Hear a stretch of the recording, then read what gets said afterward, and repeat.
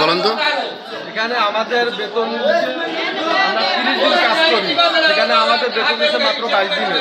আমরা 30 দিন কাজ করি, প্রতিটা জায়গায় ময়লা পরিষ্কার করি, তারা আমাদের 22 দিনের বেতন দেবে। 30 দিন বেতন কাজ করাইয়া 22 দিনের বেতন করছে, এর জন্য আমরা আইছি। আমরা 30 দিনের বেতন ভুল চাই। কি বলছে? সে কিছু বলে না, সে কইছে ভুল হয়েছে।